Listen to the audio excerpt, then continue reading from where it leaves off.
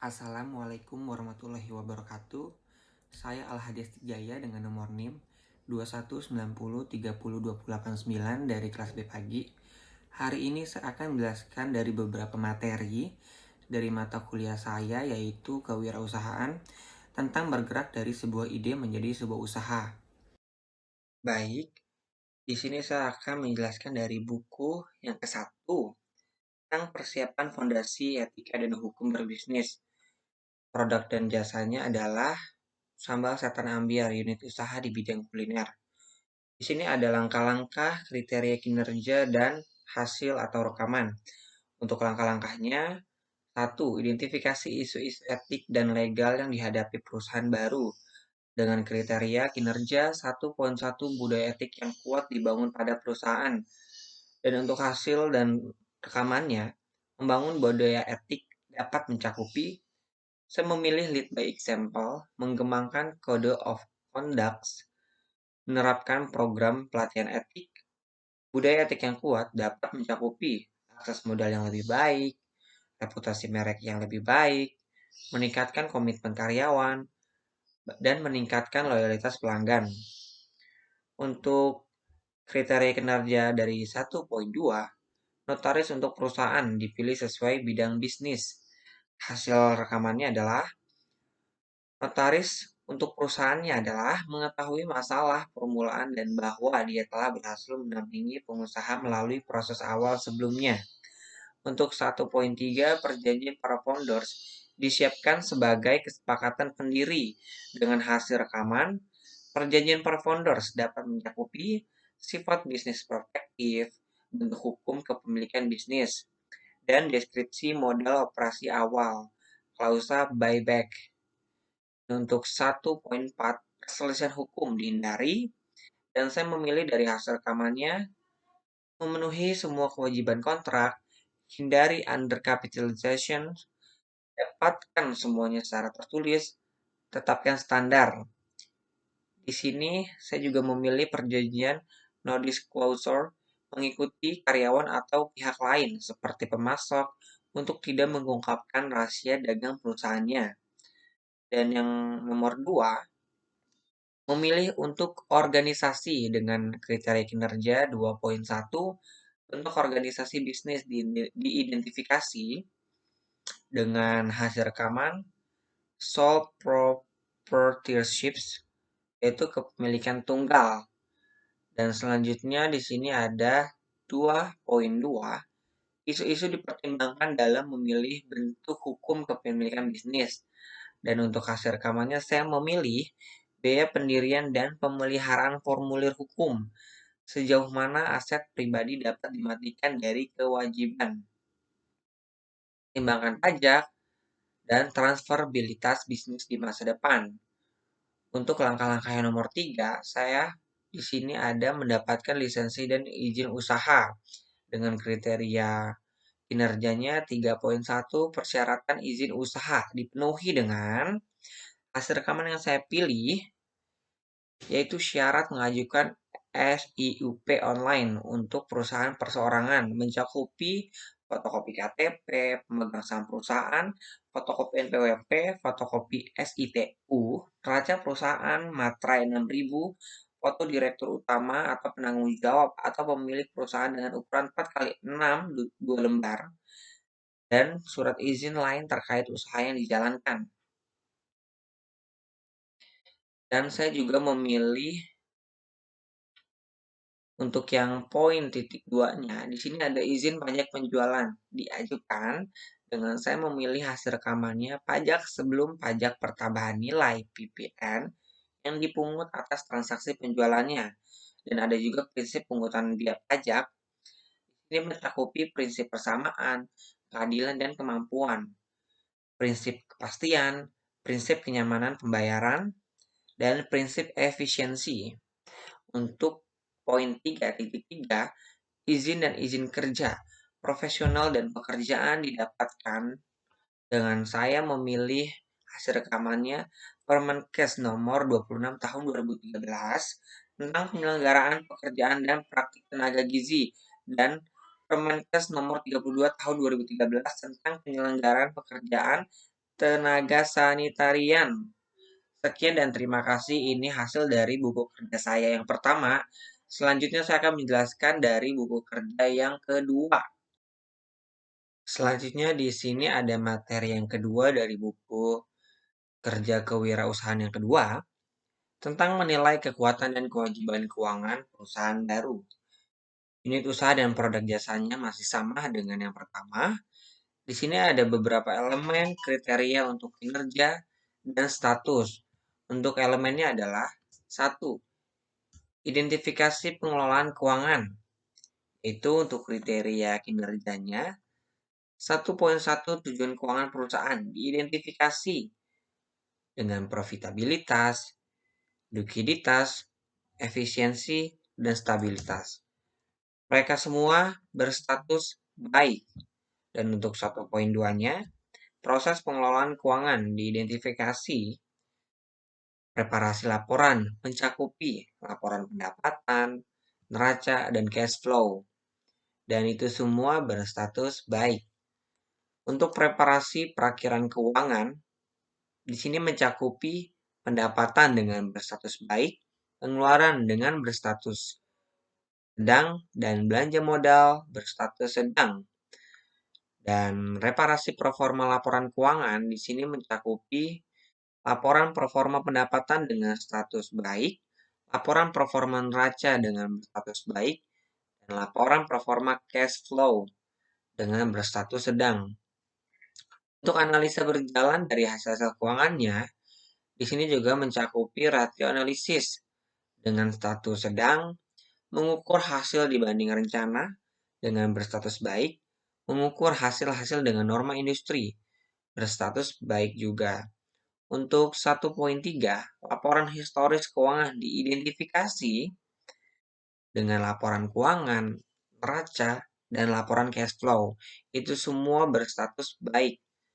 Dan untuk 1.4, perakiraan keuangan diidentifikasi, laporan keuangan histori perusahaan diikuti oleh persiapan perakiraan berstatus baik. Di sini mencakupi perkiraan penjualan untuk perusahaan baru didasarkan pada perkiraan penjualan dan rata-rata industri yang baik atau pengalaman memulai usaha sejenis. Di sini juga berstatus baik dan perkiraan penjualan untuk perusahaan yang ada didasarkan pada 1. Catatan penjualan terdahulu, 2. Kapasitas produksi dan permintaan produk saat ini, dan 3. Faktor apapun yang akan mempengaruhi kapasitas produk dan permintaan produk masa depannya. Untuk elemen yang kedua, identifikasi proforma laporan keuangan dengan kinerjanya adalah 2.2. Laporan proforma diidentifikasi mencakupi proforma laba rugi dengan status sedang, proforma pendapatan dengan status baik, dan proforma neraca dengan status sedang. Untuk poin 2.3, rasio analisis diidentifikasi dengan mencakupi likuiditasnya, efisiensi operasi, dan profitabilitas. Itu semua mencakupi dari status dengan kategori baik. Dan untuk rekomendasinya adalah, rekomendasi ini menghasilkan pilihan yang cukup baik dalam menilai kekuatan dan kewajiban keuangan bagi perusahaan pada produk makanan ini. Dan selesai sudah dari buku kerja yang kedua. Selanjutnya saya akan menjelaskan untuk materi yang selanjutnya buku kerja yang ketiga dengan mata kuliah yang sama. Selanjutnya di sini ada buku kerja yang ketiga, mengembangkan dan mengelola tim usaha baru. Untuk unit usaha dan produk jasanya masih sama seperti buku kerja yang pertama dan kedua. Di sini ada beberapa langkah, beberapa kriteria kinerja dan hasil rekamannya. Untuk yang pertama, rencana staffing. Di sini nanti tidak perlu dijelaskan karena nanti akan dijelaskan di bagian paling terakhir. Lanjut saja untuk menjelaskan yang nomor 2. Rekrutmen, pelantikan, pelatihan, dan mempertahankan tim. Untuk 2.1-nya, rencana seleksi dibuat berdasarkan kriteria seleksi, kebutuhan bisnis, dan persyaratan hukum. Dan saya memilih rekaman hasilnya, saluran dan teknologi yang tepat, mengiklankan lowongan untuk kebutuhan staf, mengadakan panel seleksi, mengembangkan pertanyaan wawancara pelamar terpilih, jadwalkan wawancara dan beritahu orang yang relevan tentang waktu, tanggal, dan tempat.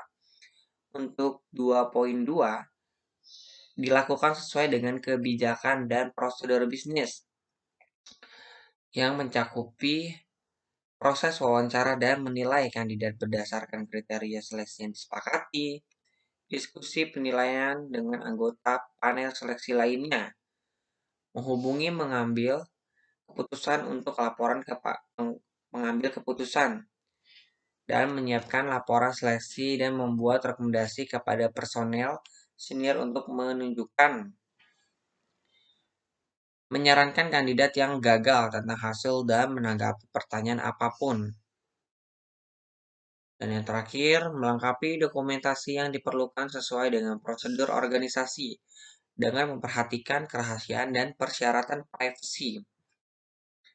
Untuk 2.3-nya, internalisasi atau induksi anggota tim dilakukan untuk menyadari tanggung jawab dan persyaratan kinerja mereka segera mungkin dan mengambil kesempatan untuk melatih anggota tim yang tidak terbiasa dengan prosedur bisnis.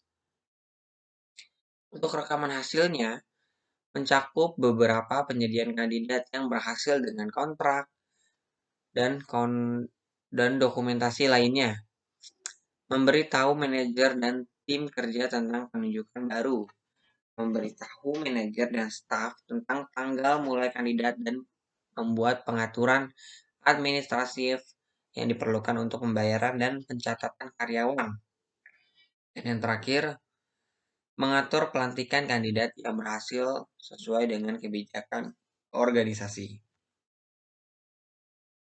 Untuk langkah yang ketiga, memenuhi kewajiban hubungan industrial, hak dan kewajiban di tempat kerja dari pemberi kerja dan karyawan, diidentifikasi sesuai dengan persyaratan hukum dan kode praktik. Dengan hasil rekaman yang saya pilih adalah hak memperoleh upah, hak mendapatkan kesempatan dan perlakuan yang sama, hak mendapatkan pelatihan kerja, hak penempatan tenaga kerja, hak memiliki waktu kerja yang sesuai, hak mendapatkan kesehatan dan keselamatan kerja, hak mendapatkan kesejahteraan, hak ikut serta dalam serikat pekerja atau buruh, hak untuk cuti, hak khusus karyawan perempuan, dan untuk kewajibannya, kewajiban ketaatan, kewajiban konfidensialitas, dan kewajiban loyalitas. Untuk poin 3.2, prinsip hubungan industrial dikembangkan secara positif dan konstruktif. Dengan hasil rekaman yang saya pilih, kepentingan bersama, pengusaha, pekerja atau buruh, masyarakat dan pemerintah, kemitraan yang saling menguntungkan, pekerja atau buruh dan pengusaha sebagai mitra yang saling tergantung dan membutuhkan. Hubungan fungsional dan pembagian tugas menciptakan ketenangan berusaha dan ketentraman bekerja, peningkatan produktivitas, peningkatan kesejahteraan bersama. Dan untuk langkah yang keempat, mengelola staf. Untuk poin titik 4 dan titik 1, alasan mengembangkan staf diidentifikasi dengan rekaman yang dipilih, efisiensi, konsistensi, keluhan, mengatasi kelemahan dan kepercayaan diri. Untuk kinerja yang poin titik 2, strategi dan program pengembangan staf dikembangkan. Memberikan kesempatan pada setiap karyawan untuk menyalurkan ide dan gagasan pribadi mereka. Memberikan penghargaan kepada karyawan dan mengadakan program pelatihan bagi karyawan tersebut. Untuk program pengembangan stafnya, di sini ada pelatihan dan pengembangan profesi. Dan untuk kinerja dari poin titik 3, program pelatihan dilakukan. Dan saya memilih hasil rekaman pelatihan induksi, orientasi pekerjaan, in-service education, dan melanjutkan pendidikan. Untuk poin titik 4-nya, evaluasi dilakukan terhadap strategi dan program pengembangan staf di evaluasi. Dengan hasil rekaman, identifikasi dan libatkan pemangku kepentingan utama dan jelaskan kegiatan dan tujuan pengembangan staf. Tentukan tujuan dan pertanyaan evaluasi Anda sambil mengidentifikasi indikator yang akan Anda ukur. Dan terakhir, analisis dan tafsirkan hasil untuk dibagikan dan gunakan temuan Anda secara efektif. Untuk langkah yang kelima, meninjau kinerja tim. Poin 5.1, hasil kinerja identifikasi kesesuaian dengan kinerja bisnis. Dengan hasil rekaman, pencapaian tujuan dan sasaran yang telah ditentukan sebelumnya, dan kualitas kualitas barang dan jasa. Untuk poin 5.2, kompetensi diidentifikasi untuk meningkatkan kerja tim. Dengan hasil rekaman yang saya pilih, pengetahuan, keterampilan, dan sikap. Poin 5.3, tingkat pergantian staf. Identifikasi dengan rekaman yang saya pilih, posisi rendah, yaitu 15%. Untuk poin 5.4, kekompakan tim diidentifikasi dalam meningkatkan kinerja proyek secara keseluruhan. Dengan hasil rekaman yang saya pilih, kolaborasi, kerjasama, kompetisi, bekerja sama. Dan di sini ada rencana staffing organisasi proyek. Dengan alamat lokasi, Jalan Alternatif Cibubur, seberang Holland Bakery. Total tenaga kerja yang diantisipasi adalah di sini ada kategori okupasi, tanggung jawab, tugas, persyaratan, kebutuhan pelatihan, jumlah tenaga kerja, perkiraan mulai bekerja, full time, dan perkiraan durasi kontrak selama ia bekerja. Di sini saya ada kategori okupasinya itu chef dengan tanggung jawab, bertanggung jawab untuk supervisi yang praktis dari dapur dan stewarding departemen dan semua tugas administrasi terkait. Kedua, bertanggung jawab untuk mutu makanan yang sesuai dengan standar yang paling tinggi. Proposal atas menu-menu baru senantiasa dikembangkan dan food cost yang diterapkan akan selalu dicapai. Untuk tugasnya, merencanakan menu, memastikan kualitas makanan baik dan harga sesuai, mengelola penyimpanan, mengelola budget, merekrut, melatih, dan mengembangkan staf, dan mengelola prosedur kebersihan dan kesehatan. Syaratannya diperlukan minimal 1 tahun pengalaman kerja di bidang terkait untuk posisi ini. Sifat kerjanya keras dan penuh tekanan, disiplin, dan pandai mengatur waktu. Multi-talent memiliki pengetahuan tentang makanan. Untuk kebutuhan pelatihannya, sertifikat yang dikeluarkan berasal dari Badan Nasional Sertifikasi Profesi, dalam artian BNSP Indonesia. Jumlah tenaga kerja yang dibutuhkan untuk chef adalah 2. Dan perkiraan mulai bekerjanya pada tanggal 26 Oktober tahun 2021 dengan kontrak bekerja selama 2 tahun.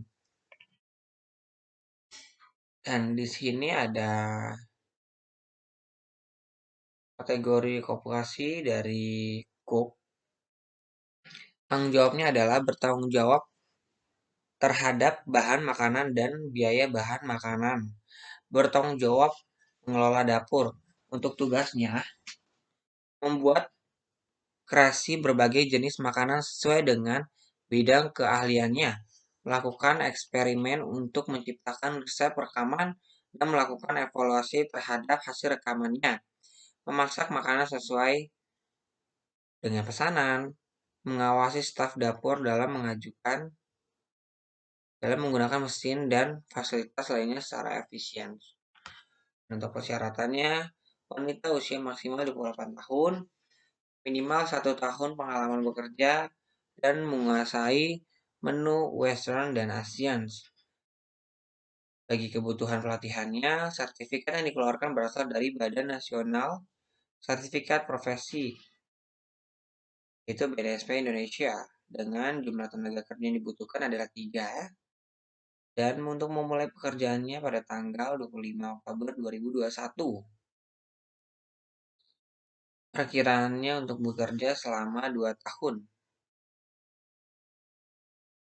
Untuk kasir, bertanggung jawab untuk melayani pembayaran dan dilakukan pelanggan yang memastikan uang ke dalam mesin. Melayani proses transaksi, memberikan informasi yang dibutuhkan pelanggan, melayani pedagang barang pelanggan, memeriksa dan mencatat data penjualan, memeriksa daftar harga produk, memeriksa stok barang. Dengan persyaratan wanita maksimal 25 tahun, pendidikan minimal SMA atau SMK, jurusan akuntansi, pengalaman minimal 1 tahun, memiliki kemampuan komunikasi yang baik dan benar. Dan untuk jumlah karyawan yang dibutuhkan adalah hanya 1, dan untuk memulai pekerjaannya itu pada tanggal 25 Oktober 2021 dengan jangka waktu kontrak selama 2 tahun. Untuk accounting-nya, di sini tanggung jawabnya melakukan pengaturan administrasi keuangan perusahaan, menyusun dan membuat laporan keuangan perusahaan dan laporan berpakaian perusahaan, menyusun rencana anggaran perusahaan, menyusun dan membuat anggaran belanja atau mengeluarkan pengeluaran perusahaan secara periodik, bulanan, ataupun tahunan.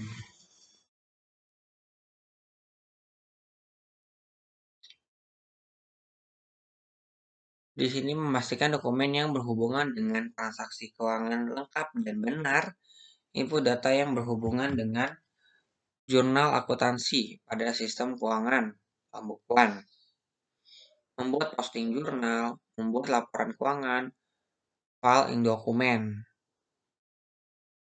Dengan persyaratan, teliti, detail, dan cepat, jujur, dan tekun, memahami akuntansi dasar dan implementasi, mampu membuat laporan keuangan, memahami pelaksanaan inventory, memiliki kemampuan analisa keuangan, mampu bekerja dalam tim dan berdasarkan target. Dengan sertifikasi Ikatan Akuntansi Indonesia, dengan jumlah pekerja yang dibutuhkan hanya 1 dan memulai pekerjaannya pada tanggal 25 Oktober 2021 dengan kontrak kerja sama, yaitu 2 tahun. Tanggung jawab waiters adalah bertanggung jawab atas kebersihan dan kerapian restoran, bertanggung jawab atas semua inventaris peralatan dan kelengkapan restoran untuk pelayan, bertanggung jawab kepada head waiters atas semua tugas yang telah diberikan, menyangkut semua tamu yang datang ke restoran, mempersilahkan tamu untuk duduk, menawarkan menu yang ada di restoran, menyajikan makanan dan minuman yang telah dipesan tamu, lakukan upselling dengan menawarkan makanan atau minuman penutup, memberikan total tagihan kepada tamu, mengambil gelas dan piring kotor, dengan persyaratan minimal SMA dan sederajat, berpenampilan menarik, sehat jasmani dan rohani, mampu berkomunikasi secara baik dan benar, mampu bekerja sama tim pekerja keras. Dengan training okupasi, waiter sertifikasi BSNP. Dengan jumlah karyawan yang dibutuhkan adalah 3 dan dengan kontrak kerjanya 2 tahun. Tanggung jawab steward, mengatur persediaan deterjen untuk mencuci piring dan peralatan dapur sekaligus membersihkan persediaan yang masih ada, mendistribusikan atas mengantar menu makanan dari dapur menuju ke meja perjamuan tamu hotel, membantu mencuci sayur dan mengupas sayuran, registration, distribution, storing, cleaning and washing, restocking dan inventory, dan repair. Syaratannya memiliki riwayat pendidikan minimal SMK jurusan perhotelan, memiliki pengalaman yang sama menjadi seorang steward minimal 1 tahun, memiliki usia maksimal 26 tahun dengan jumlah karyawan yang dibutuhkan 3 dan jangka waktu kontraknya selama 2 tahun.